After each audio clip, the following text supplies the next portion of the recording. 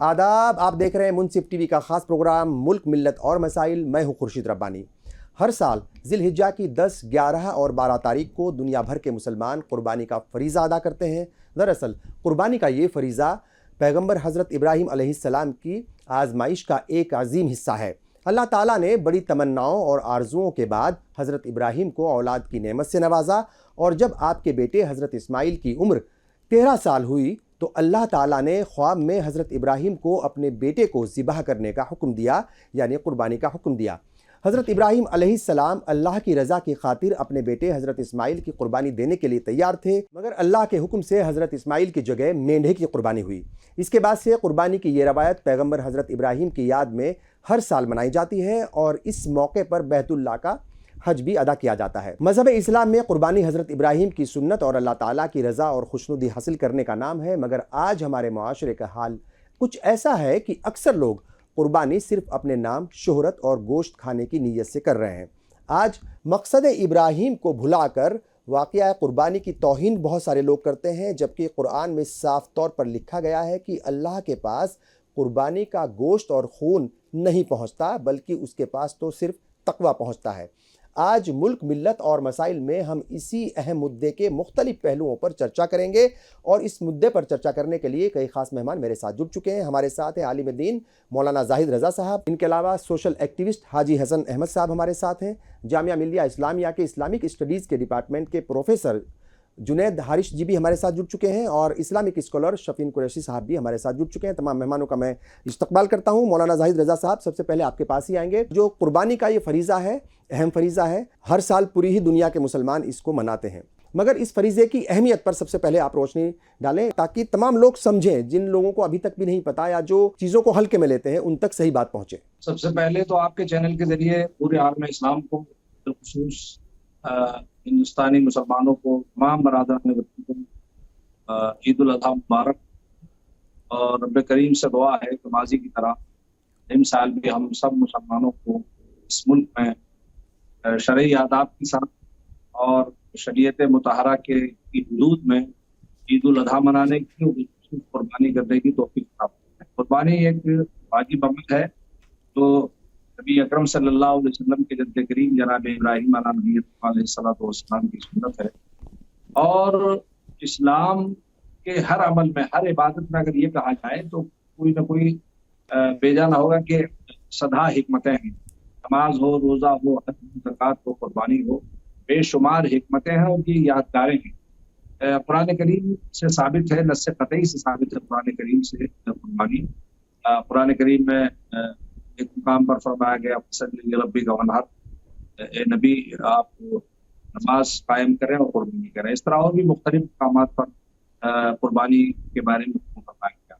तो साहिब इस्तिताअत पर जिस तरह ज़कात सब पर नहीं है, साहिब इस्तिताअत पर ज़कात है, हज सब पर नहीं है, साहिब इस्तिताअत पर हज है।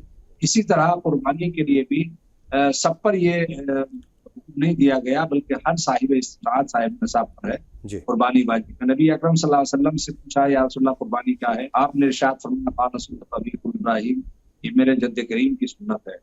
तो पूरी दुनिया में इस फरीजे को अपनाया जाता है, इस हदूद पर अमल किया जाता है, और एक यादगार है अल्लाह के प्यारे नबी सल्लल्लाहु अलैहि वसल्लम के जद्द करीम जनाब इब्राहीम अलैहिस्सलाम की। एक मकाम पर सरकार दो आलम ने फरमाया कि जो साहिब इस्तिताअत हैसियत रखता हो और कुर्बानी न करने का इरादा न रखता हो तो हमारी ईदगाह में ना आए। तो कुर्बानी का वजूब और उसकी अहमियत कुरान से भी साबित है और अहादीस तय्यबात से भी साबित है। जैसा कि मुझसे पेशरों में इस अमल को, इस आयत मुबारका के मफ़हूम को दोहराया गया कि अल्लाह को न गोश्त पहुंचता है, न खून। नहीं यनालुल्लाहु वला दिमागुहा वलाकिन यनालुहु, साफ कहा गया कि अल्लाह को गोश्त बल्कि तकवा, परहेजगारी। और मैं याद करता हूँ कि अगर आप सतही निगाह से नहीं बल्कि गहराई से देखें तो इस्लाम की इब्तिदा, इस्लामी साल का ये आखिरी महीना है जिसे हम ज़िलहिज कहते हैं, और मुहर्रम हरम से इस्लामी साल का आगाज़ होता है। तो इंतहा हमारी हो रही है जनाब इब्राहीम अलैहिस्सलाम के सुन्नत से, इस अमल से, और इब्तिदा हो रही है मुहर्रम हरम में जनाब सैयदना इमाम अली मकाम हुसैन की शहादत उज़्मा से। डॉक्टर इकबाल ने गालिबन इसी मफ़हूम को यूँ बयान किया कि गरीबो सादा और रंगीन दास्तान हरम, नहायत उसकी हुसैन इब्तिदा इस्माइल। गोया इस्लाम के दामन में कसीम कुर्बानियां हैं, हमारी इब्तिदा भी कुर्बानी से और हमारी इंतहा भी कुर्बानी से। बिल्कुल ठीक है जी। ये मुजाहरा है सब्र का, इस्तिकामत का, और अल्लाह यहाँ बहुत जरूरी है कि जहाँ एक तरफ हजरत इब्राहिम अलैहिस्सलाम ने अपनी औलाद को कुर्बान करने का मुजाहरा किया और के फरमान पर अमल किया, तो साथ ही साथ उस 13 साल बच्चे का अजीम इंसान और खुदा रब्बुल आलम की बारगाह में अपने आप को खुद सपुर्द की और अपने बाप से कहना कि सतजुदनी इंशाअल्लाह मिन साबिरीन, है बाप जो आपने ख्वाब देखा है इस पर अमल करिए, आप अपने बेटे को साबित कदम पाएंगे, साबिर पाएंगे। तो जहाँ बाप का अमल अजीम है, बाप ने अपने रब की बारगाह में अपने रब का फरमान पूरा किया और अपने बेटे को कुर्बान करने ले चले, वहां 13 साल बच्चा भी अपने बाप के इस ख्वाब को पाए तकमील तक पहुंचाने के लिए कहता है कि आप कर गुजरिए जो आपके रब ने आपको ख्वाब दिखाया है।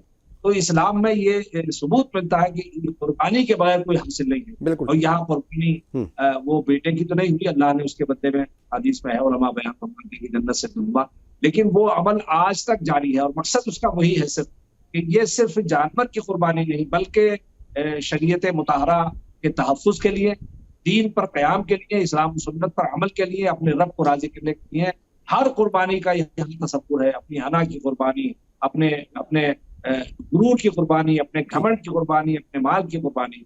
और ये तासुर देना है कि मुसलमान वो कौम है, उम्मत मुस्लिमा वो एक कौम है कि जब जब जरूरत पड़ेगी इंसानी हुकूक की हिफाजत के लिए, सब्र का मुजाहरा करने के लिए, ईसार का मुजाहरा करने के लिए, तो ये ट्रेनिंग है। ठीक है सर, ठीक है, आऊँगा और बहुत सारी डिटेल्स होंगी जाहिर तौर पर, उस पर भी हम बात करेंगे। और शफीन कुरैशी साहब, पहला जो है वो आपका क्या बयान होगा, क्या बताएंगे कि कुर्बानी का असल मकसद और क्या वैसा ही उस मकसद पर जो है तमाम मुसलमान चल रहे हैं आज? इस्लाम का अहम फरीज़ा है कुर्बानी, बिल्कुल, और सुन्नत इब्राहिम जिसको मुसलमान जो साहिब इस्तिताअत हैं उनके ऊपर फर्ज है वो करते हैं। दुनिया में कई तरह के लोग होते हैं, हर तरह के लोग होते हैं, तो मकसद हमारा मुसलमान का, आम मुसलमान का मकसद ये है कुर्बानी करना, और इस्लाम की बुनियाद ही कुर्बानी है, इस्लाम का मकसद ही कुर्बानी है। कुर्बानी अपनी अना की, कुर्बानी अपनी माल और दौलत की, अपने दीन, अपने मुल्क की खातिर, अपनी कौम की खातिर। और ये कुर्बानी सिंबॉलिक है कि जो हर साल हम लोग एक त्यौहार की शक्ल में मनाते हैं, सुन्नत इब्राहिम जिसे हम लोग कहते हैं। तो इसका मकसद कुर्बानी तो हो गई, लेकिन इसके जरिए बहुत सी चीजें हैं। देखिए, गरीब लोगों तक एक गोश्त का जो बहुत बड़ा जखीरा पहुंचता है, मतलब गोश्त इतना ज्यादा तादाद में हो जाता है कि हर गरीब के पास कई कई किलो पहुंच जाता है, और वो लोग कई कई उसको उबाल कर, कोई उसको धूप में सुखा कर, कोई कैसे उसको उनकी रोजी रोटी चलती रहती है। ये लगभग महीना भर तक के, 1.5 महीने तक का लोगों के पास स्टॉक हो जाता है। इतना लोग बांटते हैं, तकसीम करते हैं, क्योंकि आम आदमी जो कुर्बानी करता है उसके अपनी जरूरत के लिए 1-2 किलो गोश्त ही वो रखता है, बाकी तकसीम कर दिया जाता है। तो शोबाजी की जहां तक बात है, तो शोबाजी तो देखिए हर जगह होने लगी है, और मजहब में शोबाजी अब ज्यादा होने लगी है, जबकि मजहब का ताल्लुक अल्लाह से है और अल्लाह के करीब होने के लिए उसकी प्रैक्टिस की जाती है। जो लोग करते हैं जैसा उनकी नीयत उनके साथ है, और हमें जो हुक्म दिया गया है हम उस हुक्म के मुताबिक चलते हैं, और इंशाल्लाह इसको चलते रहेंगे। और हमारा ख्याल ये रखना जरूरी है कि हमारे त्योहार की खुशियों को जो हम हासिल करना चाहते हैं उसको हासिल करें, और उसकी वजह से किसी और की दिल आजारी नहीं होनी चाहिए। इसके लिए इस्लाम कतई इजाजत नहीं देता है। और इंशाल्लाह अपने लोगों से हम ये कहते भी रहते हैं और आगे भी कहेंगे, इसको अपने तरीके से बहुत खुशी के साथ और बहुत ही ख्याल रखते हुए, इखलाक के साथ। और जरूरी नहीं है कि आप कुर्बानी कर रहे हैं तो आपके जो गैर मुस्लिम भाई उनको हिस्सा उसका पहुंचाएं। जिन लोगों को एतराज है आप उनको मत दीजिए भाई, जबरदस्ती किसी को धर्म को खराब करने का मतलब। प्रोफेसर जुनैद हारिस साहब, क्या कहेंगे आप, किस तरीके से जो है लोगों को समझाना चाहेंगे इस अहम फरीज़े की अहमियत को? चूँकि जैसे मौलाना जाहिद रज़ा साहब भी कह रहे थे कि कंडीशन अप्लाई है, जो साहिब हैसियत है वही, उन्हीं के ऊपर ये फ़र्ज़ है, ये फरीज़ा। क्या क्या अहमियतें हैं जो बताना चाहेंगे आप? इन्ना आतैना कल कौसर फसल्लि लिरब्बिका वनहर, और अपने रब के लिए नमाज पढ़िए और कुर्बानी कीजिए। जाहिर सी बात है, कुर्बानी तो अगर देखा जाए तो बहुत दीन की असास में, बहुत बुनियाद में शामिल है।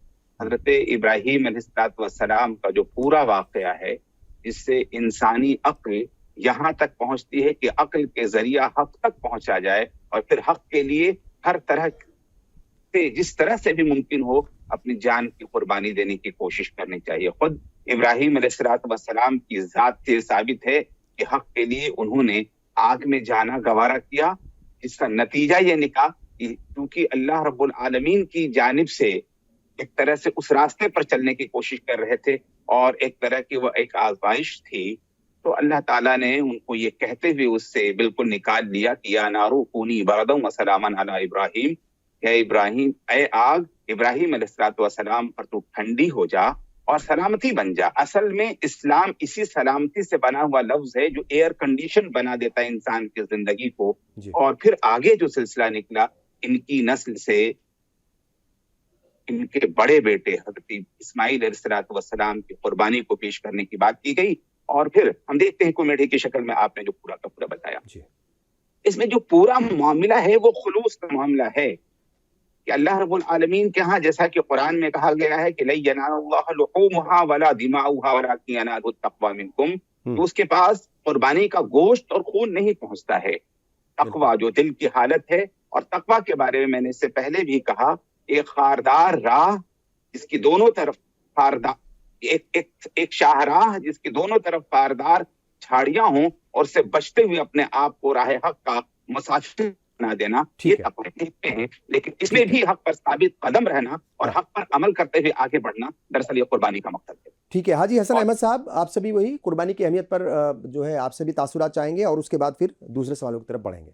जैसे कि उन्होंने बताया पहले ही कि हमारी इंतहा साल जो हो रही है तो वो जनाब इब्राहिम की कुर्बानी से और आगाज हो रहा है जब जनाब इब्राहिम ने कुर्बानी दी और ज़बीहा आ गया और इस्माइल की जगह पे ज़बीहा आ गया और दुम्बा आ गया, तो उन्हीं ने परवरदिगार से फरमाया कि परवरदिगार क्या उनको लगा कि शायद मेरी कुर्बानी कबूल नहीं है। और अल्लाह ताला का फरमान है कि हमने इसको ज़िब्ह अज़ीम में बदला। ज़िब्ह अज़ीम से जो दीगर उलमाओं का कहना है कि ये शहादत इमाम हुसैन से है, जो अगले महीने में को इमाम हुसैन ने अपनी अजीम शहादत पेश की है, उससे उसको।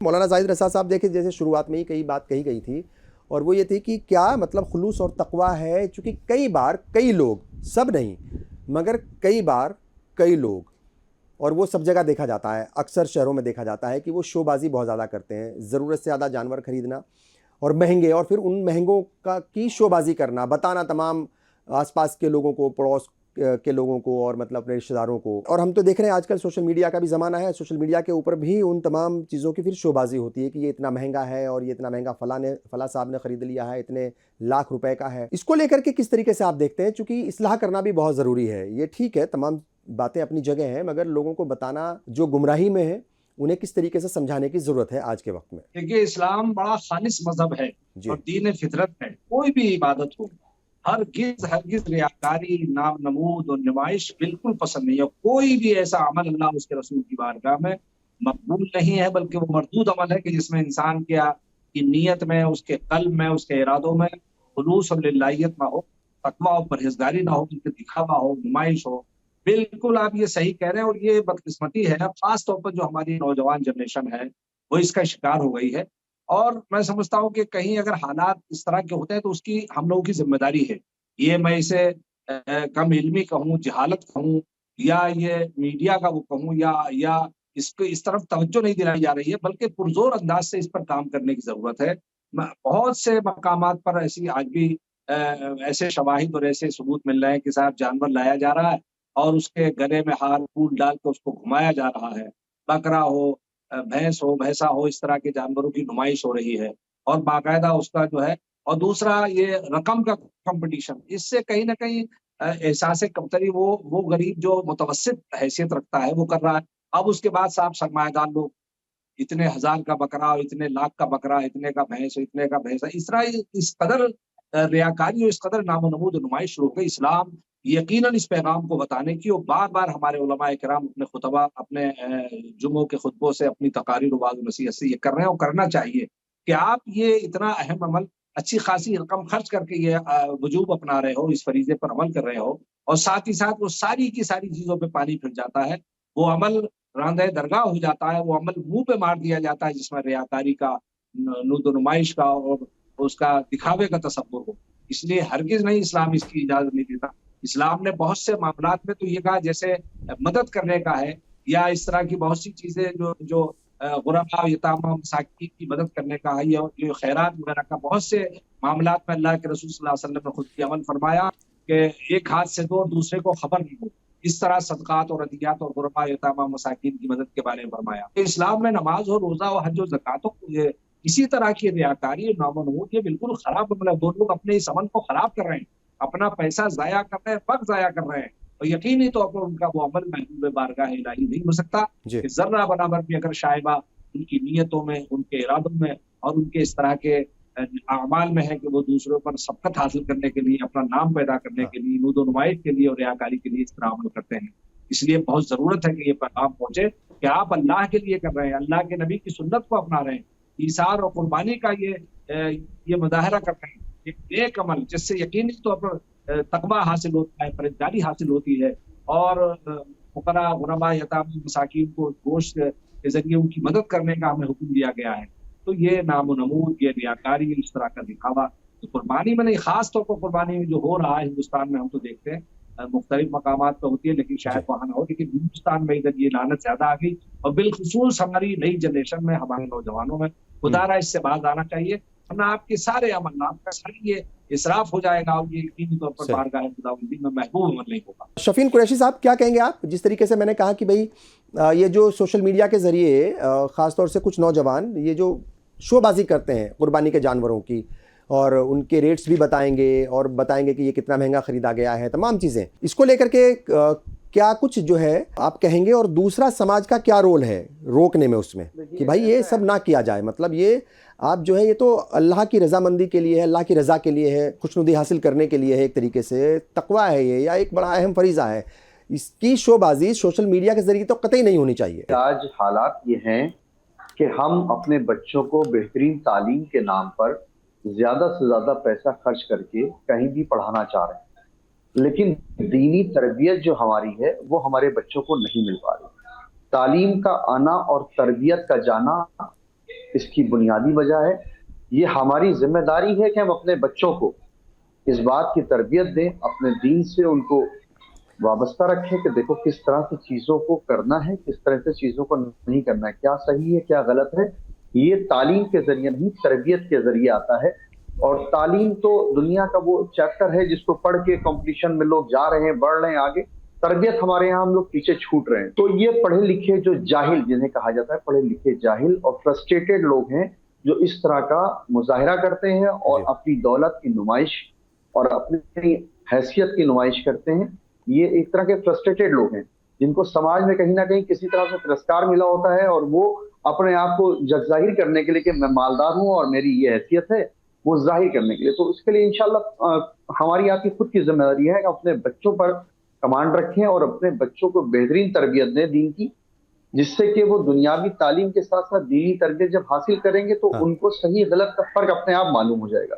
कहीं ना कहीं गलतियां हमारी हैं जो आज इस तरह की चीजें आ रही हैं, तो इसके जिम्मेदार हम आप हैं। तो इन चीजों के लिए हमें आपको अपने आसपास, अपनी सोसाइटी में जितने जो हमारे रिश्तेदार हैं, दोस्त हैं, उनके बीच में भी इस तरह की चीजें चलानी चाहिए कि भैया इन चीजों से अपने घर के लोगों को बताइए कि परहेज किया जाए। हाजी हसन अहमद साहब, आप क्या कहेंगे? देखते होंगे आसपास, आप भी सोशल मीडिया से, सोशल नेटवर्किंग से आप भी जुड़े हुए रहे होंगे। किस तरीके से जो बेजा इस्तेमाल होता है सोशल मीडिया का ऐसे वक्त पर, चूँकि ये बात भी आई है कि बहुत सारे लोग जो प्योर वेजिटेरियन हैं उनको मतलब तकलीफ पहुंचती है, और तकलीफ जो है वो किसी को देना, किसी को भी देना, किसी भी ज़रिए से देना, वो कतई मुनासिब नहीं है और मजहब इस्लाम में उसकी इजाज़त तो किसी भी कीमत पर है ही नहीं। बिल्कुल नहीं है और होना भी नहीं चाहिए। इसके ऊपर बड़ा काम भी किया जा रहा है, लेकिन कुछ ऐसे इस्लाम जो नाम नेहाद मुसलमान हैं जिनको किसी फराइज से कोई मतलब नहीं है, बस कुर्बानी का बकरा 10 लाख का चलता है और उसकी नुमाइश और वो करके किसी तरह से। तो ऐसे हर समाज में, हर जगह पे कुछ लोग ऐसे होते हैं जिनका मकसद ये होता है कि मुल्क और शहर का अमन खराब है। लेकिन इस्लाम कभी भी अमन बदअमनी की इजाजत नहीं देता। कहीं भी, अब जैसे कि आपने कहा कि कुछ लोग वेजिटेरियन होते हैं, तो जाहिर सी बात है, अगर कुछ लोग प्योर वेजिटेरियन है, कुछ नॉन वेजिटेरियन है, कहीं कुछ होता है, उससे नहीं मतलब है। सवाल ये है कि एक जो तक़वा इलाही को इख्तियार करने के लिए जो आपने अज़ीमुश्शान कुर्बानी दी याद इब्राहिम में, उसको जी आप ज़ाया कर रहे हैं। आपका मकसद बेईमानी हुआ जा रहा है। इस्लाम में रियाकारी कतन बर्दाश्त नहीं है, रियाकारी हराम है। किसी भी चीज में अगर दिखावा हो गया तो वो अमल जाया हो गया, तो वो अमल जाया हो गया तो फिर वो काम आपको करके क्या फायदा। और रही बात ये कि कुछ लोग ऐसे भी हैं जो सोशल मीडिया के जरिए ही जिनकी रोजी रोटी चलती है, तो वो लोगों को प्रमोट करके किसी तरह से नौजवानों को वर्गला के, ये हमारी आपकी और हमारे सारे जो हम सब लोग बैठे हुए हैं और जितने लोग भी सुन रहे हैं उन सबकी जिम्मेदारी है कि हमें अपने दीनी फरीजे को अंजाम देने के लिए किसी सोशल मीडिया में प्रोपगंडे की जरूरत नहीं है। मौलाना जाहिद रज़ा साहब, आपके पास आऊँगा। खुले में कुर्बानी का भी एक बड़ा मसला है, और अक्सर ये बातें होती हैं कि बहुत सारी जगहों पर ये किया जाता है, और कई बार हमने देखा है कि बकरा ईद के मौके पर कई बार ऐसा हुआ है कि कशीदगी भी हुई है, दंगे फसाद भी हुए हैं, झगड़े भी हुए हैं इस मसले पर। सब जगह नहीं होता, मगर बहुत सारी जगह ऐसा होता है कि आज भी खुले में कुर्बानी की जाती है। हुकूमतें या प्रशासन शासन आज गाइडलाइंस जारी कर रही है, मीटिंगें होती हैं बिल्कुल। पीस कमेटी की इत्तला इंतजामिया के जरिए, और वहाँ एक गाइडलाइन जारी की जा रही है। मेरा अर्ज करना ये है कि इस्लाम ने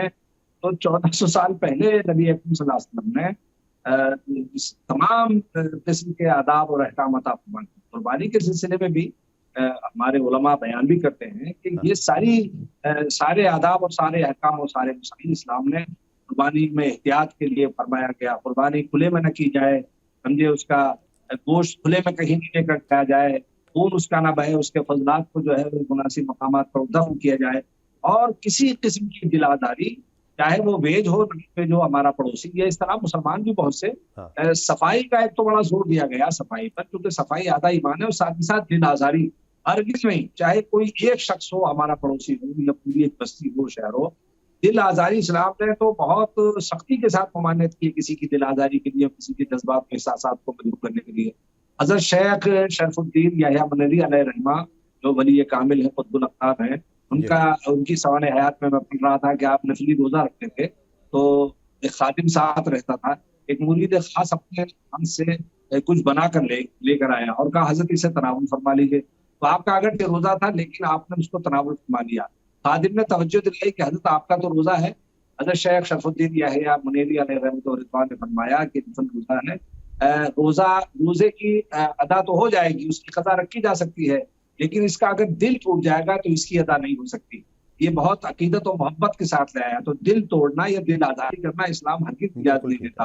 और जैसा कि मुझसे पेश भी कहा गया, जो इस तरह के हालात और वाक़यात कहीं ना कहीं कशीदगी हो जाती है, फसादात की तमसीलात भी मिली है माजी में, तो इस सब की जिम्मेदारी हमारी है, हमारे नौजवानों की। जब इस्लाम ने, पैगम्बर इस्लाम ने 14 साल पहले तुम्हें शादी शराइत, सारे आदाब, सारे अहकाम, सारे मसाइल तुम्हें बता दिए, तो उनकी खिलाफ वर्जी करने से और उनसे हटकर अपना कोई अमल करने से और इस तरह की कुर्बानी, इस तरह के तरीके अपनाने से यकीनी तौर पर हालात खराब भी होंगे और उससे मुज़र असरात होंगे। हम जब शरीयत की हुदूद को फैलाएंगे, दायरे शरीयत से बाहर जाएंगे, इस्लामी हुकूक, अहकाम और उसूल और ज़वाबित की हम पाबंदी नहीं करेंगे और उनकी नाफरमानी करेंगे, तो हमें दुश्वारियों का सामना होगा। हिंदुस्तान के मौजूदा हाल में हुई, इससे पहले भी हम हमेशा इस बात का हर अमल में ख्याल रखें कि हमारे पास तो अल्लाह का नबी की मुक़द्दस जिंदगी, पाकीज़ा जिंदगी, सहाबा इकराम की जिंदगी नमूने अमल है। सरकार दो आलम सल्लल्लाहु अलैहि वसल्लम की हर चीज हमें बता दिया गया, हर अमल, नमाज, रोजा, हज, ज़कात, कुर्बानी, तरावी, ये सारी चीजें हमें बता दी गई है और इनकी सारी गाइडलाइंस हमें बता दी गई है। इसलिए ये बहुत जरूरी है कि हम इन तमाम तर चीजों का ख्याल रखें, वरना ये सिर्फ इसराफ में भेजा हो जाएगा, हमारा न कोई अमल अल्लाह की बारगाह में कबूल होगा और बेवजह शर और फसाद के हम शिकार हो जाएंगे। इसलिए बहुत जरूरी है कि हम अपनी कुर्बानी करें और उन एहतियात के साथ, उन तमाम शराइत के साथ और उसूल व ज़वाबित के साथ जो इस्लाम ने, पैगम्बर इस्लाम ने अता फरमाया।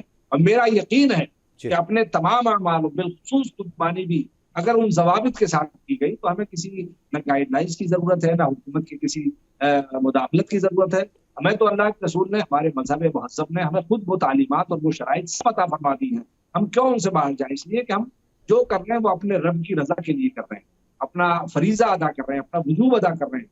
अगर हम शरीयत को फैलाएंगे, उन हदों को पार करेंगे, तो हमारा कोई अमल कबूल नहीं होगा। ठीक है। इसलिए कहा भी है किसी ने कि तरीके मुस्तफा को छोड़ना है वजह बर्बादी। इसी से कौम दुनिया में हुई बेइक़्तिदार अपनी, मैं करनी है शहंशाह वफा की रज़ा जुई, वो अपने हो गए तो रहमते परवरदिगार अपनी। प्रोफेसर जुनैद साहब, मैं वही सवाल आपसे करूंगा वापस, मैं चाहूंगा कि आप जवाब जरूर दें उसका। सोशल मीडिया का जो रोल है और सोशल मीडिया का इस्तेमाल करके जो कुर्बानी के जानवरों की शोबाजी होती है, उस पर आपके तासुरात जानना चाहूंगा। मैं ये अर्ज कर रहा हूँ कि कुरान में बहुत वाज़ेह तौर पर कहा गया है कि वैलुल लिल मुसल्लीन अल्लज़ीना हुम अन सलातिहिम साहून अल्लज़ीना हुम युराऊन, जो नमाजों में रियाकारी बरतते हैं, दिखावा करते हैं, उनके लिए बर्बादी है। वैल जहन्नम का सबसे नीचा तबका है और वैल वैसे भी बर्बादी के माने में आता है। ठीक इसी तरीके से अल्लाह के रसूल सल्लल्लाहु अलैहि वसल्लम ने फरमाया कि शहीद, आलिम, वहां पर अल्लाह क़यामत के दिन लाया जाएगा और महशर में जो है वो इस तरह से पेश किया जाएगा और अल्लाह रब्बुल आलमीन तमाम अमाल को बर्बाद कर देगा कि ये सब कुछ किया था। अगर कुर्बानी जैसे अजीम अमल को के अंदर दिखावे का जर्रा बराबर भी शायबा पाया जाता है, जाहिर सी बात है वो अमल बर्बाद हो जाता है। ये बहुत अफसोस की बात है कि आदमी एक अमल को करे और उसको बर्बाद कर दिया जाए। इस वजह से नौजवान हो, बुजुर्ग हो या कोई भी हो, सोशल मीडिया पर इस तरह की रियाकारी बहरहाल अपने अमाल को बर्बाद करने की तरह से है। बिल्कुल ठीक है। अच्छा, ये जो जिक्र हो रहा था मौलाना जाहिद रजा साहब से, वो खुले में कुर्बानी करना, और फिर एक मसला ये भी होता है कि कुर्बानी के जानवर की बहुत सारी चीज़ें हैं मतलब जिनको फिर फेंका जाता है, मगर वो खुले में फेंक दिया जाता है, मतलब बाकायदा तदफीन नहीं होती। उसको लेकर के किस तरीके से लोगों को अवेयर करने की ज़रूरत है, क्योंकि उसके बाद फिर बदबू फैलती है, बीमारियां फैलने का भी जो है ख़तरा रहता है, और कई कई दिन तक जो है वो बदबू जाती नहीं है, क्योंकि वो उसको दफनाते नहीं है। गड्ढा खोद करके उसको मतलब एक तरीके से दफनाना बेहद ज़रूरी है, वो नहीं होता। तो उसको लेकर के किस तरीके से वो लोगों को समझाना और अवेयर करना ज़रूरी है। इस्लाम दीन रहमत है और रहमत का ये मतलब होता है कि अपने ज़ात के लिए, दूसरों के लिए और सभी के लिए वो मोहब्बत और बरादराना शफकत के साथ जो इस मामले को किया जाए। कुर्बानी के अपने आदाब हैं, यहाँ तक कि कुर्बानी के जानवर को भी कैसे रखा जाए, उसके सामने छुरी न लाया जाए, उसको दूसरे जानवर को ज़बह करते हुए उसे दिखाया नहीं जाए, फिर चाकू से उसे ज़बह किया जाए, ये सब आदाब हैं।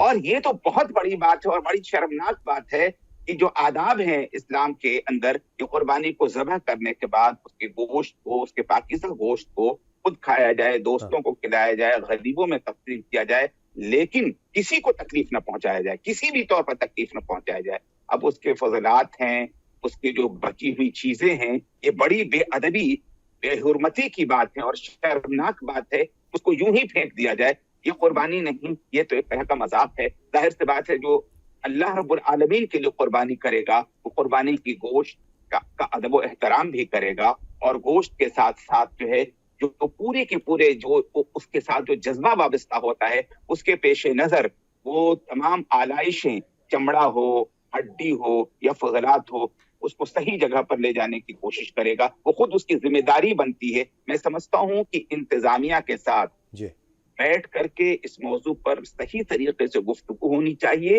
और तमाम लोगों को ताउन देना चाहिए। ये बाकायदा उस जुमरे में जाता है जिसमें कुरान में कहा गया है कि तावनु अलल बिर्र व तक़वा, भलाई के कामों में और तक़वा के कामों में ताउन करो, वला तावनु अलल इस्म वल उद्वान, और बुराई के कामों में और सरकशी के कामों में बिल्कुल मुआवनत मत करो। ये बाकायदा भलाई और तक़वा का काम है। अगर इसके अंदर हम पूरी तरीके से इंतजामिया के साथ बैठ करके और इस तरह की तमाम चीजों को खत्म करने की कोशिश नहीं करते, सफाई और इस तरह के जो पूरा का पूरा जो माहौल को परागंदा होने से बचाने की कोशिश नहीं करते, तो बहरहाल मकसद कुर्बानी को नहीं पा सकते। बिल्कुल ठीक है, बिल्कुल ठीक है।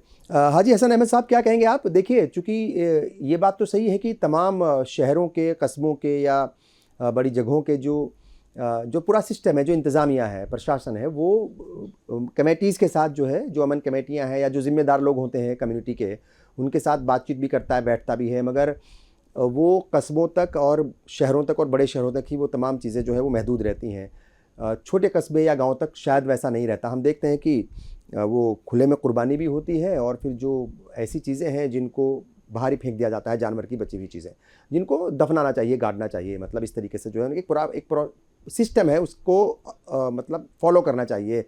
नहीं होता वो फॉलो बहुत सारी जगह। और कई जगह हम देखते हैं मुस्लिम इलाकों में, बड़े शहरों में भी, जो मतलब थोड़ा BC ग्रेड के मुस्लिम इलाके हैं, वहाँ पर भी वैसा ही रहता है। मतलब वो बदबू फैल जाती है, फिर जैसा मैंने कहा था पहले भी बीमारियाँ फैलने का भी ख़तरा रहता है।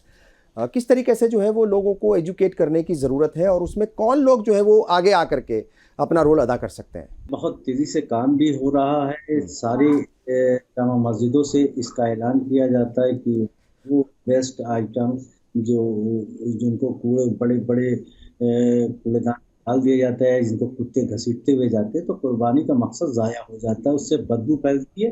गैर मज़हब या दूसरे लोगों को छोड़िए, अपना खुद वहाँ से निकलना मुहाल हो जाता है। ये मुश्किल जो है छोटे शहरों की बनिस्बत बड़ी शहरों में ज़्यादा आती है। इंतज़ामिया एक बॉक्स रख जाती है, कूड़े कचरे का डिब्बा रख जाती है, वो 3-3 दिन 4-4 दिन उठता नहीं है, और उसके बाद उसकी बदबू मोहल्ले में फैलती रहती है। तो बहरहाल वहाँ यहाँ पे मुश्किल ये आती है कि वो मैदान, वो जगह नहीं है कि जहाँ पे दफनाया जा सके। तो लोगों को ये कोशिश करनी चाहिए कि पहले ही कब्रिस्तान में या कुछ ऐसी जगह पे या कोई ऐसी जगह पे आप खुद से बनाएं। हम इंतजामिया के भरोसे न रहें, क्योंकि कुर्बानी हम दे रहे हैं, खुशनुदी खुदा के लिए रहे, अपने खालिक को, अपने राज़िक को, अपने मालिक को तो और अपने से राजी करने के लिए दे रहे हैं। तो ये हमारी जिम्मेदारी है कि हम उसका वेस्ट कहाँ पे उसको इस तरह से करें कि जिसकी बदबू पूरे में न फैले, जिससे लोगों को तकलीफ ना हो, दिलाजारी ना हो, और कुत्ते उसको गलियों में लेके दौड़ते हुए न दिखाई दे। सबसे बड़ी मुसीबत क्या आती है कि आवारा कुत्ते नोचते हुए दिखाई देते हैं। इंतजामिया ठीक है कि वो बॉक्सेस लगाती है, कूड़ेदान रखती है, लेकिन एक दिन तो उठता है, दूसरे दिन उसमें से बेइंतहा ऐसी बदबू होती है कि वहां से निकलना मुहाल होता है। ये मुसीबत बड़े शहरों में भी, और मैं तो लखनऊ में जहाँ बैठा हूँ मैं कह रहा हूँ कि यहाँ भी आती है बार बार। हम लोग निकल के वहां पे जाके मुआयना करके, टेलीफोन करके नगर निगम को आगाह करते कि भाई जल्दी से जल्दी उठाया जाए, ये कारपोरेटर को लिया जाता है। इस तरह से ये तो हो रहा है काम, लेकिन ये हमारी शरई जिम्मेदारी भी है, समाजी जिम्मेदारी भी है कि अगर कुर्बानियां हो रही हैं महल्ले में, तो कोई एक ऐसी जगह पे गड्ढा इस तरह का खोदा जाए और उसमें उस वेस्ट को डाल के उसको पैक कर दिया जाए, ताकि ये साफ सफाई भी रहे, इन्वायरमेंट भी अच्छा रहे, और लोग खुशगवार माहौल में ईद को सेलिब्रेट भी कर सके, उसको मना भी सके। बिल्कुल। शफीन कुरैशी साहब, आप क्या कहेंगे इस मसले पर? चूंकि ये मसला जो है ये किसी एक जगह का नहीं है, कमोबेश सभी जगह के तकरीबन वैसे ही हालात हैं, तो जाहिर तौर पर इसमें जो सोसाइटी है या जो जिम्मेदार लोग हैं कम्युनिटी के, उनकी जिम्मेदारी और ज्यादा बढ़ जाती है। नहीं, देखिए, इसमें क्योंकि बड़ी तादाद में लोग कुर्बानी करते हैं और बॉक्स की एक लिमिट होती है, हाँ। वो भर जाता है, और अगर हम अपने लोकल एडमिनिस्ट्रेशन से उस पर दबाव बना के कह सकते हैं कि भाई इसको ज्यादा से ज्यादा बॉक्सेस रखे जाए और जल्द से जल्द उसको उठाया जाए। गंदगी तब होती है कि बॉक्स भर गया और हम उसको फिर जब वेस्ट जा रहा है, उसको बॉक्स में इतनी जगह नहीं बची, तो लोग क्या करते हैं, जब लेके पहुंचे तो फिर वो वापस अपने घर नहीं जाते लेके, वो वहीं सड़क पे छोड़ के चले आते हैं बॉक्स के आसपास। तो आपके माध्यम से ये कहना चाहेंगे हम प्रशासन से भी कि, और जो मीटिंगें हुई हैं उसमें भी ये कहा गया है प्रशासन के सामने कि नगर निगम से कि बॉक्स भर जाए, उसको जल्द से जल्द वहां से हटाने की कोशिश की जाए, दूसरा बॉक्स रखा जाए और उसमें, ताकि आराम से डाला जा सके। जब वो बॉक्स भर जाते हैं उसके बाद ही दिक्कत शुरू होती है। और हालांकि देखिए, एक सच्चाई ये है कि इस्लाम का सबसे ज्यादा नुकसान हम लोगों की वजह से होता है, हम मुसलमानों की वजह से, क्योंकि हम लोग इस्लाम की रूह के मुताबिक चीजों को नहीं करते और अपनी मर्जी से काम करने लगते हैं, तब दिक्कतें पैदा होती हैं।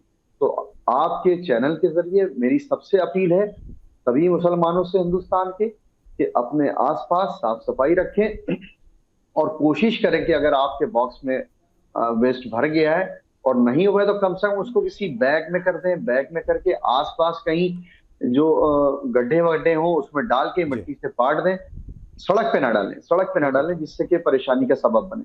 उसकी वजह से एक्सीडेंट्स भी बहुत होते हैं, वो स्लिप, गाड़ियां भी उस पर बहुत स्लिप होती हैं। हाँ। जो वेस्ट अगर सड़क पर पड़ जाता है, बिल्कुल ठीक, तो उसकी वजह से गाड़ियां वेस्ट होती हैं, लोग चोट खाते हैं, और कुत्ते आते हैं उसमें, बच्चों को भी कुत्ते चोट खा नोचते वोचते हैं, तो दिक्कतें पैदा होती हैं, दिक्कतें बहुत ज्यादा होती है। हम लोग की जिम्मेदारियां बहुत है और प्रशासन की जिम्मेदारी इसमें ज्यादा है, क्योंकि आम आदमी ये मैनेजमेंट नहीं कर सकता। एक मोहल्ले में मिसाल के तौर पर, आबादी के तौर पर 1000-1500 लोगों की आबादी रहती है और ऐसी आबादी, वो जितने लोग वहां पर उसका कुर्बानी करते हैं, उनके वेस्ट का मैनेजमेंट वो नहीं कर सकते। ना ही अब इतनी बड़ी बड़ी जगहें बची हैं जहां वेस्ट का निस्तारण किया जा सके। तो मैनेज एडमिनिस्ट्रेशन अगर चाह जाएगा तो चीजें बहुत आसान हो जाएंगी। मगर जरूरी है कि हम जो लोकल कमेटीज हैं मुस्लिम तबके ने, जो जिम्मेदार लोग हैं मुस्लिम तबके के उस इलाके के, तो उनकी जिम्मेदारी है कि वो इंतजामिया के साथ मिल करके वो 2-3 दिन के लिए, जाहिर तौर पर थोड़ा सा मुश्किल काम तो है, ये आसान नहीं है कि भाई ये हमने बोल दिया और काम हो गया, मगर ये है कि किसी ना किसी को तो जिम्मेदारी निभानी पड़ेगी, और अगर जिम्मेदारी नहीं निभाएंगे तो फिर वही तमाम चीज़ें जो चल रही हैं वैसी चलती रहेंगी। एक बड़ा मसला और है, और वो लोग उस बात को जानना चाहते हैं कि मतलब इस्लाम क्या कहता है इस बारे में, और वो ये है कि डीप फ्रीज़र आ गए हैं आजकल, और महीनों महीनों तक जो कुर्बानी का गोश्त है उसको संभाल करके रखा जाता है। तो मौलाना जाहिद रज़ा साहब, मैं आपसे ये सवाल करता हूँ या आपसे जानना चाहता हूँ, इस्लाम के नुक्ता नज़र से क्या कुछ जो है, मतलब क्या हुक्म है, कितने दिन तक जो कुर्बानी का गोश्त है उसको संभाल करके रखा जा सकता है या रखा जाना चाहिए? चूँकि मैंने कहा कि तकनीक का इस्तेमाल करके उसको लंबे वक्त तक रखा जाता है। फिर मैं मुत्तफिक हूं इस बात से कि ये तरीका बिल्कुल गलत है। अरे वो तो इसलिए ये हुक्म दिया गया और इसलिए फरमाया गया कि इसको 3 हिस्से कीजिए। हाँ। एक अपना, एक अहबाब का, दोस्तों का, एक गुरबा यतामा मसाकिन का। और यही इसमें एक मकसद भी है कि आप कम से कम उन यतीमों को, गरीबों को, मिस्कीनों को, जो समाज का दबा और पिछड़ा तबका है, ये गोश्त आपको उनके मुंह लग जाए, महंगाई का दौर है, नहीं पहुंच पाता, तो ये असल में उन तक पहुंचाना और उनको राजी करना, इसलिए कि जब वो राजी होंगे तो यकीनन रब राजी होगा। बहुत से ऐसे लोग हैं कि जिनको आज के इस महंगाई के दौर में कहा 300 रुपए किलो तकरीबन हो चुका है, चाहे छोटा हो या बड़ा, तो इसलिए ये हुक्म दिया गया है। और अगर कोई शख्स इस तरह का अमल करता है कि वो उन तक का हक ना पहुंचाए, उन गुरबा यतामा मसाकिन को या उन दोस्त अहबाब को, वो सब कुछ अपना ही फ्रिज भरता रहे, तो मैं समझता हूँ कि ये मुनासिब अमल नहीं है। इजाजत हो सकती है लेकिन इसका क्या मतलब, फिर आपकी कुर्बानी से उन गुरबा यतामा मसाकिन को, हकदारों को हक कहाँ पहुंचा। और साथ ही साथ जैसा कि बहस चल रही है कि सफाई, तो ये सारी चीजें सफाई के जुमरे में आती हैं। बिल्कुल, जिला प्रशासन शहरों में और सफाई के लिए हुक्म दिया गया है, पाकीज़गी के लिए, ताहरत के लिए हुक्म दिया गया, मतलब जो है उसको ईमान का हिस्सा है, वो आधा ईमान करार दिया गया है। तो अगर उसी पर नहीं चलेंगे तो फिर कैसे काम चलेगा? खिदमत खल्क का जज्बा खत्म हो गया। हमने मसाजिद को महदूद कर दिया कि सिर्फ आजान पढ़ो, नमाज पढ़ो और पढ़ाओ। इसीलिए मदारिस में ये जो हमारी मसाजिद, उनकी कमेटियां, इस तरह से जो रज़ाकार तंजीमें, मदारिस कमेटियां, इन सब की भी बड़ी जिम्मेदारी है। भाई प्रशासन करीब में एक मीटिंग कर ले, उसके बाद फिर गाइडेंस आए, उस पर अमल कराना, उनको मसाइल से वाकिफ कराना। शहरों में तो चलिए वो डब्बे वाला रख दिए जाते हैं, हम लोग अपने जिले में क्या कोशिश होती है कि वो रोजाना उसका है, लेकिन देहात में नहीं है। वो देहात में जो हमारे जामा मस्जिद है या दूसरी कमेटी है, उनकी जिम्मेदारी है कि वो आबादी से दूर पहले ही से, और जिस तरह कुर्बानी करने की जिम्मेदारी है, लोग अपने हिस्से डालते हैं या इंफरादी तौर पर करते हैं, इस तरह ये भी उन्हीं जिम्मेदारियों में से एक बड़ी जिम्मेदारी है। तो उसका जो फजला है, उसका जो मलबा है, उसको कहाँ हम डालेंगे, किस तरह उसको दफन करेंगे, ताकि जर्रा बराबर भी अपना हो या बेगाना उसको तकलीफ न पहुंचे। तो इसीलिए ये किया गया कुर्बानी की गोश्त का इस्ताफ करना, महीनों खाना। आपकी क्या कुर्बानी है, उधर कहाँ आपको सवाब मिल पाएगा? इसलिए कि जिनका हक है, अगर आप उन तक नहीं पहुंचाएंगे और उन गुरबा यतामा मसाकीन को आप उनको खुश नहीं करेंगे, तो फिर रज़ा इलाही और कुर्ब इलाही और तक़वा की दौलत आपको कहाँ से हासिल हो जाएगी?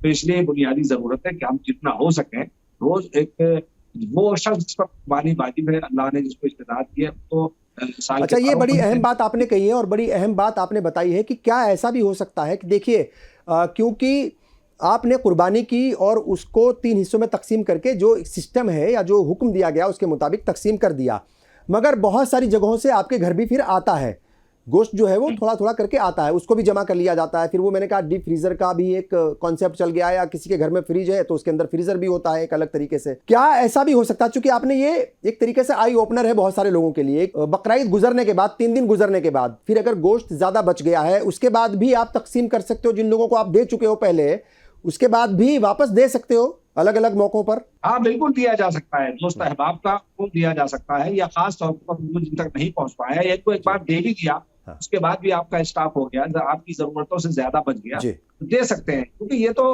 हर अमल पर अल्लाह तबारक व तआला आपको उसकी जज़ा अता फरमाएगा, वो राजी हो जाएंगे, दुआ करेंगे, अल्लाह आपसे राजी हो जाएगा। तो बाद में भी अगर ये सूरत हाल है तो वही आपको जज़ा मिलेगी और वही सवाब मिलेगा। इसलिए मैं आपके चैनल के जरिए बहुत मुबारकबाद देते हुए आपको अपील करता हूँ हिंदुस्तानी भाइयों से, मुसलमानों से, बरादरान बिलखुसूस नौजवानों से, जैसा कि मैंने पहले कहा कि कोई जरूरत नहीं है हमें, हमारे पास तो मुकम्मल गाइडेंस है। बिल्कुल ठीक, जो अमल हो अल्लाह के लिए हो, तकवा हो, है, सब कुछ है सर, मगर उसको पढ़ना, समझना और उस पर अमल करना बेहद ज़रूरी है। चूंकि सब कुछ है, बहुत सारे लोग पढ़ते नहीं, बहुत सारे लोग पढ़ लेते हैं समझते नहीं, बहुत सारे लोग पढ़ लेते हैं समझ लेते हैं, उस पर अमल नहीं करते। असल चीज़ है अमल। जब तक अमल नहीं करेंगे तब तक मसले का हल नहीं होगा, तब तक हम बैठ करके बातें ही करते रहेंगे। तो अमल के ऊपर बहुत ज़्यादा मेरा ख्याल के जोर देना बहुत ज़रूरी है।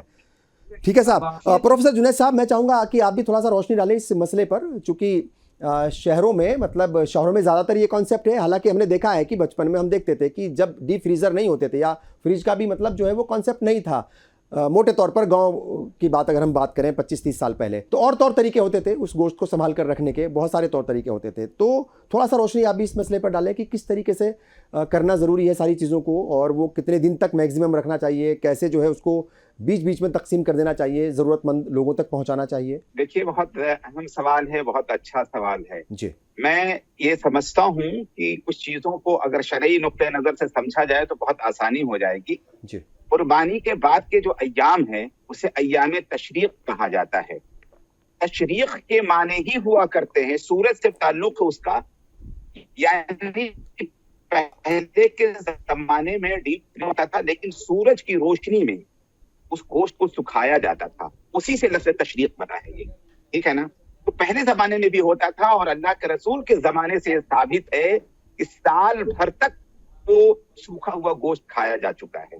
सवाल ये पैदा नहीं होता है कि कब तक रखा जाए, सवाल जो सबसे अहम है कि रखने को तो चाहे जितने दिनों तक महफूज करके रखा जा सकता हो रखा जाए, उसमें कोई हरज की बात नहीं है, लेकिन उसमें गरीब अवाम को शरीक किया जा रहा है या नहीं, ये सबसे अहम सवाल है। क्या वो हिस्सा पहुंचा कि नहीं पहुंचा, ये बड़ा अहम मसला है। बिल्कुल, ये बहुत अहम है कि हमने गरीबों को, नादारों को, बेवाओं को, मुस्तहिकीन तक उन तक चीजें पहुंचाई हैं या नहीं, ये सबसे अहम सवाल है। तो उसका नज़्म हो पा रहा है या नहीं। देखिए, हज के मौके से भी बहुत बड़ी तादाद में लोग कुर्बानी करते हैं और वो गोश्त सही जगह पे पहुंच पा रहा है या नहीं, जैसे ये बहुत बड़ा मसला है। हमें अपने मुल्क में भी एक बड़ा सा इंतजाम करना चाहिए ताकि मुस्तहिकीन तक हम पहुंचा सकें, चाहे वो देर में हो, चाहे वो 6 महीने के बाद पहुंचे, लेकिन सही लोगों तक पहुंच सके, इसके नज़म करने की कोशिश करनी चाहिए। एक चीज तो ये हो गई, और दूसरी बड़ी अहम बात इससे पहले अभी आई थी, इसमें कोई शक नहीं कि मसाजिद का काम लोगों को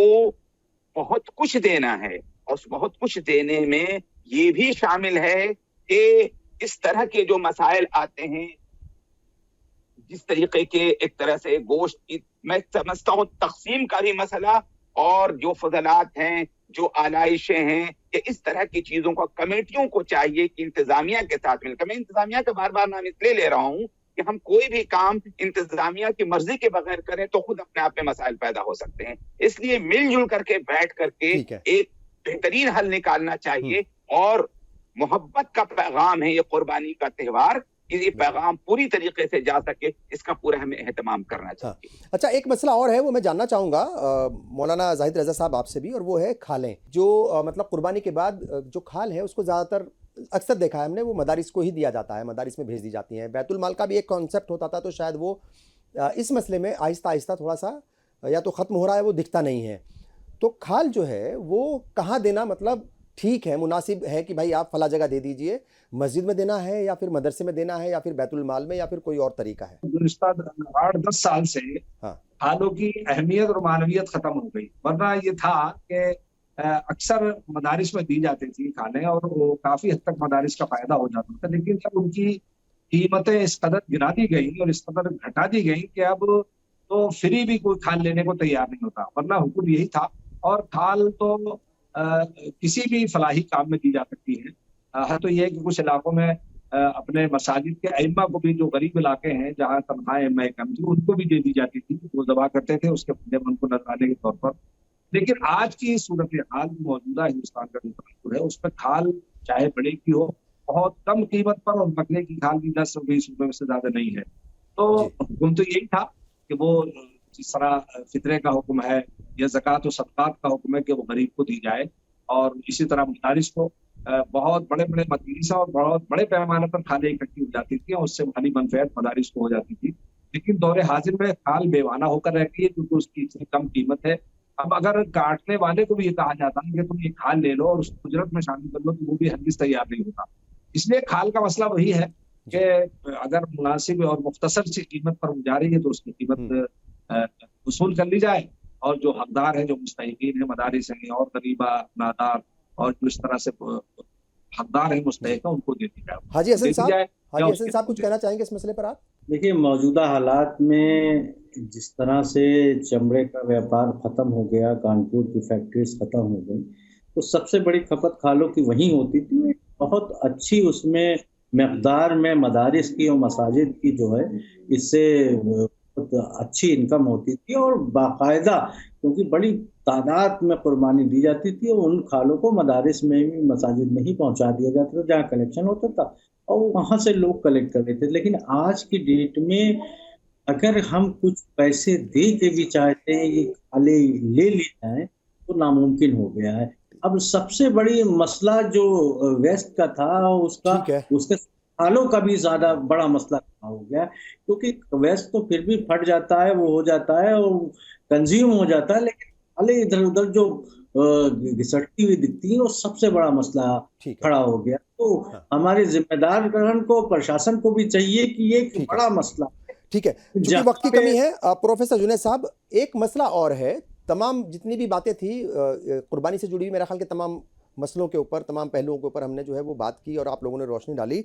एक मसला और है, कुछ बहुत सारी तंजीमें आ जाती हैं बकरीद से पहले, और ये मसला जो है सिर्फ बकरीद का ही नहीं है। अगर हम हिंदू त्योहारों की बात करें, दीपावली की और होली की, वहाँ पर भी होता है कि भाई साहब जो है ये मत कीजिए, पानी मत बहाइए और पटाखे मत छोड़िए, प्रदूषण फैलता है। तो वैसे ही कुछ तंजीमें कहती हैं कि जानवरों की कुर्बानी मत कीजिए अल्लाह की रज़ा के लिए, तो आप जो है वो दिखावे के तौर पर, कोई कहता है केक काट लीजिए, कोई कहता है कुछ सब्जी काट लीजिए, इस तरह की बातें भी होती हैं। मैं थोड़ा सा जानना चाहूँगा कि कम से कम अल्फाज में क्या कुछ इस पर रोशनी डालेगा, चूँकि ये हो रहा है एक्चुअली और लोग इसके बारे में जानना चाहते हैं। बहुत सारे लोग जो है वो कन्फ्यूज़ होंगे कि असल में ये आवाज़ उठती है, क्यों उठती है, और जवाब इसका क्या है इस्लामिक नुक्ता नज़र से। देखिए, बहुत वाज़ेह बात मैं आपसे बताऊं कि कुर्बानी का जो मकसद है, जो अल्लाह के रसूल ने जिस तरह से कुर्बानी को किया है, उसका बदल कुछ और नहीं हो सकता है। केक काटना उसका बदल नहीं हो सकता है, गरीब को पैसा देना उसका बदल नहीं हो सकता है, कुछ भी नहीं हो सकता है। जाहिर सी बात है कि आप गरीब की मदद करें जब चाहें, जैसे चाहें, बहुत जरूरी है। ये तो इस्लाम इस बात की बहुत ज्यादा हिमायत करता है। लेकिन एक इब्राहिम अलैहिस्सलातु वस्सलाम की जो सुन्नत है और उसका बदल नहीं हो सकता, जज्बा, ठीक है, उसका बदल नहीं हो सकता। मौलाना जाहिद रज़ा साहब, चूंकि वक्त की कमी है, बदल नहीं हो सकता, मगर फिर भी डिमांड्स उठती हैं, क्या उन लोगों को जवाब? कि कुर्बानी के जानवर के बराबर भी अगर कोई सोना खैरात कर दे, तब भी कुर्बानी का जो अमल है उसके बराबर नहीं हो सकता। तो ये एक गुमराही और बददीनी की तहरीक है, और बहुत से मुसलमान भी जहालत की बुनियाद पर, जिनको दीनी इल्म नहीं है या पढ़ा नहीं है, वो भी, मैंने कुछ लोगों को, हर दूसरा नाकस नहीं, लेकिन बहुत लोगों को इस तरह से वो बहस करते हुए सुना के साहब, इस तरह से तो कोई शख्स अगर ये कहे कि भाई आप हज करने क्यों जाते हैं और हज ना करें और हज का पैसा यहाँ इस तरह से खर्च कर दें, तो वो फरीज़ा अदा हो जाएगा। तो वैसा नहीं हो सकता। अमल में, हर फर्द में सदा हिकमतें हैं और उनका कोई बदल नहीं है। इस तरह कुर्बानी के बारे में मैंने अर्ज किया कि जो हिकमतें अल्लाह ने रखी, जो रूह है, वो यकीनी तौर पर कितना भी हम खर्च कर दें, कुर्बानी का कोई मुतबादिल बदल नहीं हो सकता। लेकिन बदकिस्मती है कि हमारी इल्म दीन का कम होने की वजह से हमारे कुछ बच्चे भी इस पर बहस करने लगते हैं, जैसा कि जुनैद साहब ने भी कहा, और उलमा हमारे फरमाते हैं कि कुर्बानी में बेशुमार हिकमतें हैं, और जो एक जज्बा और जो रूह पैदा की गई है वो कुर्बानी के जरिए, उसकी तकमील नहीं हो सकती। तो कुर्बानी का कोई बदल नहीं है, कुर्बानी का कोई मुतबादिल नहीं है, कुर्बानी के बराबर कुर्बानी के अय्याम में कोई अमल नहीं है, इसलिए कि अल्लाह के नबी की सुन्नत, उनके जद्दे करीम जनाब इब्राहिम अलैहिस्सलाम की महबूब सुन्नत है। पूरी दुनिया में जितने अमाल हैं वो सब यादगार हैं। आज बहुत से हज करने हम जाते हैं, कितनी चीजें ऐसी हैं कि जो कहीं जनाब हाजरा की सुन्नत, कभी नबी करीम सल्लल्लाहु अलैहि वसल्लम की सुन्नत, वो सारे के सारे अमाल हैं जो यादगार के तौर पर इस्लामी जिंदगी में पाए जाते हैं और उन फराइज में पाए जाते हैं।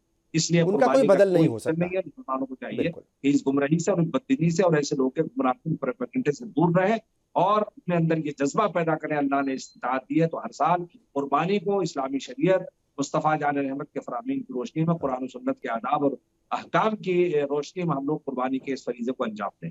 बिल्कुल ठीक है। तमाम मेहमानों का मैं शुक्रिया अदा करता हूँ। मौलाना जाहिद रज़ा साहब आपका, हाजी हसन अहमद साहब आपका, और शफ़ीन कुरैशी साहब आपका भी शुक्रिया, और प्रोफेसर जुनैद हारिश साहब, आप तमाम मेहमानों का शुक्रिया। ज़ाहिर तौर पर अहम फ़रीज़ा है, इसका कोई बदल नहीं हो सकता, मगर ये ज़रूरी है कि जो शोबाजी है, जो दिखावा है, उससे परहेज़ किया जाए। ना सिर्फ परहेज़ किया जाए बल्कि उसे पूरी तरीके से छोड़ देना चाहिए। और कुर्बानी का जो ये फ़रीज़ा है, पूरी ही शिद्दत के साथ, पूरे ही ईमान के साथ, एक तरीके से और कहा जाए खुलूस और तक़वे के साथ और अल्लाह की रज़ा के लिए इसको किया जाए। साथ ही जो इस्लाम का जो एक दायरा है, जो मज़हब का या दीन का जो दायरा है, उसी के तहत, उसी दायरे में रह करके कुर्बानी के इस फ़रीज़े को अदा करना चाहिए। बहरहाल तमाम मेहमानों का शुक्रिया और तमाम नाज़रीन का भी शुक्रिया। फ़िलहाल मुझे दीजिए इजाज़त, अगले हफ़्ते फिर हाज़िर होंगे एक नए मुद्दे के साथ, कुछ और नए मेहमानों के साथ। तब तक के लिए मुझे और पूरी टीम को इजाज़त दीजिए। आदाब।